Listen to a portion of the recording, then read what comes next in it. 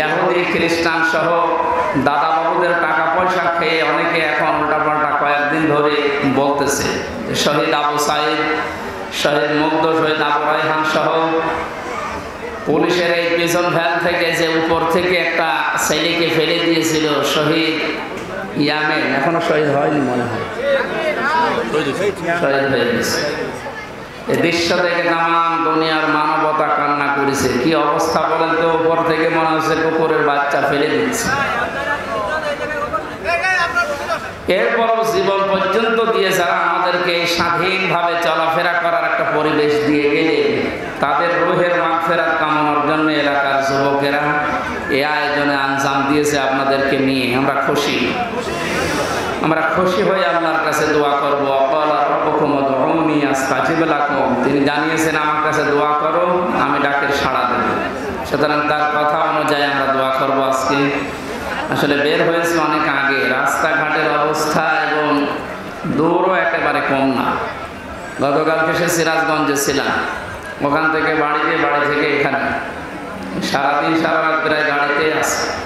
তারপর আল্লাহ সুস্থভাবে আমাদেরকে পৌঁছিয়ে দিয়েছেন, বলছে আলহামদুলিল্লাহ। কোরআনে কারীম উপস্থাপন যেভাবে করতে হয় আমরা ওইভাবে কোরআন থেকে শিখে বলতে চাই। আল্লাহ পাক বলেন কিতাবুন উনজিলা ইলাইকা ফালা ইয়াকুন ফি সাদরিকা হারাজুম মিনহু লিতুনযিরা বিহি ওয়া যিকরা লিল মুমিনিন। এই একটা কিতাব আপনাকে আমি দিয়েছি, একটু আওয়াজ বাদ দেন। কোরআনের কথা আরম্ভ হলে কথা বলা জায়েজ নেই, চুপ করে থাকা এবং শোনা দুইটাই ওয়াজিব। দুইটাই কি? সুতরাং আপনি ওয়াজিব তরক করলে বেতের নাম ছেড়ে দিলে যেমন গুনাহ হয়, এখানে এখন কথা বললে অন্তত যতক্ষণ কোরআন আমি চালাবো এবং যদি না শোনেন আপনার গুনাহ হবে। ওয়াজিব তরক করার জন্য একেবারে নীরব নিস্তব্ধ হয়ে যায়। পৃথিবীতে কিতাব, এই যে কিতাবুন, এই একটাই মাত্র কিতাব আল্লাহ তার নাম দিয়েছেন কোরআনে কারীম। পৃথিবীতে অন্য যা আছে এগুলো কিতাব নয়, কিতাবের ব্যাখ্যা। এগুলো কি? কারণ একটা কিতাব ফেরেশতারা চেনে, পৃথিবীর কোনো কিতাব আর ফেরেশতারা চেনে না। আমরা এখন এই দেশে, বিশেষ করে বাংলাদেশ, ভারত, পাকিস্তান, এই তিনটা দেশে যারা দায়ী আল্লাহর কাজ করি, অধিকাংশগুলো টেনে বলে যে যেদিকে আছে ওই দিকে টেনে নিয়ে যায় না। কোরআন কিভাবে প্রচার করা লাগে আল্লাহ এই আয়াতে শিখিয়েছে।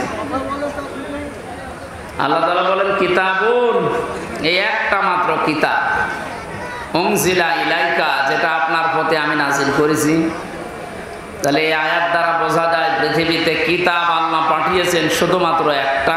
আর এখন দুনিয়া যত আছে এগুলো আর কিতাব নয়, কিতাবের ব্যাখ্যা। কি বলেন তো? এ পর্যন্ত শেষ না, আমি যে কথা বলি ওখান থেকে একটা শিক্ষা নিয়ে আসেন, নিরপেক্ষ দৃষ্টি নিয়ে আপনি দেখবেন। কিতাব আল্লাহ বললেন কয়টা বলেন তো? সবাই বলেন।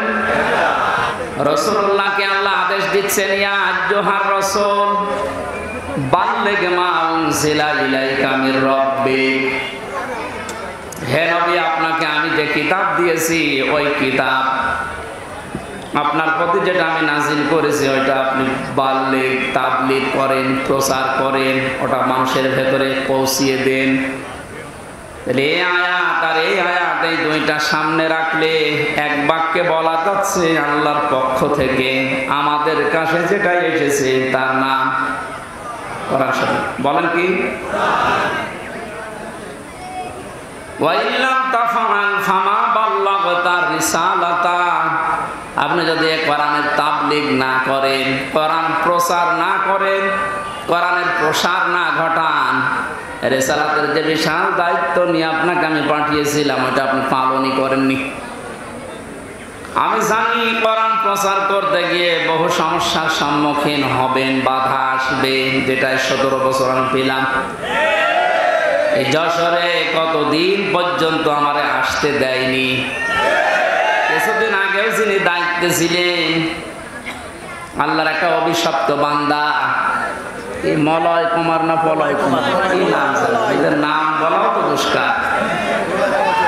বহু তাফসীর মাহফিলে যশোরে আমির হামজা নাম দেখলে 144 ধারা দিয়ে দিত, এখন আল্লাহ ওরে 144 ধারা দিয়েছে।